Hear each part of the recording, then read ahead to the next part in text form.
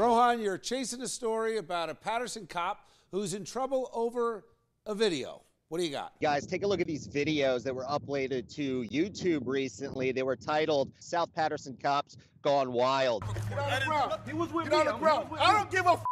Ask him. What do you mean? Stay there.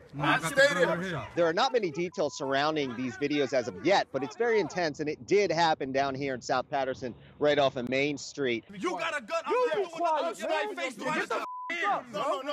Yo, you know what? He don't got a plan. What I do know is that it occurred on September 24th around midnight, and it is of reportedly a off-duty Paterson police officer in plain clothes brandishing a handgun. In the first surveillance video, you can see him actually throwing a man to the ground and kicking him in the face. In the second video, taking on a cell phone, it's pretty nuts. Who the f is it? It shows a man searching for somebody. Yes, who is Come over here. Your father got a gun. Who is it? He's searching for answers, and then he starts running off with his gun after somebody else. Now, digging deeper, it's being reported that the son of the cop may have been stabbed just a few blocks away from where he was searching for possibly the man that stabbed his son. I went down to the police station here in Paterson, the mayor's office. I also called over to the prosecutor's office in Passaic County. Nobody's giving me answers because the investigation is ongoing as we speak. But regardless of the context that we have from the video, I wanted to know from what we can see what's going to happen to this cop. So I Skyped with former Detective Sergeant of the NYPD, Joe Jackalone, and this is what he had to say. They could charge him with official misconduct. They could even charge him with menacing because of the firearm. He doesn't identify himself, but you know what? In his defense, these guys on the street, they know who he is. You can hear him make a phone call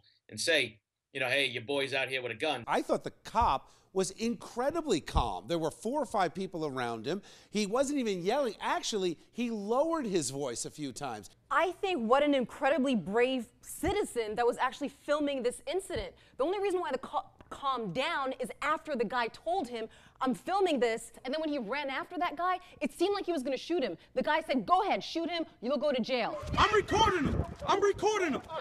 Yeah, you going to jail. You ain't show no badge. He's really brave for recording the whole incident. It's not a police officer's job to cooperate. It's the people's job to cooperate. The whole video was shocking to me. I mean, I'm sitting here watching this and I cannot believe that an officer with a gun, nobody cares. That's the shocking part to you? Not that he pointed a gun at the head of an unarmed citizen. He was off duty. He wasn't dispatched there as part of normal police procedure. If you point a firearm at someone, that is aggravated assault with a weapon, and that is a crime.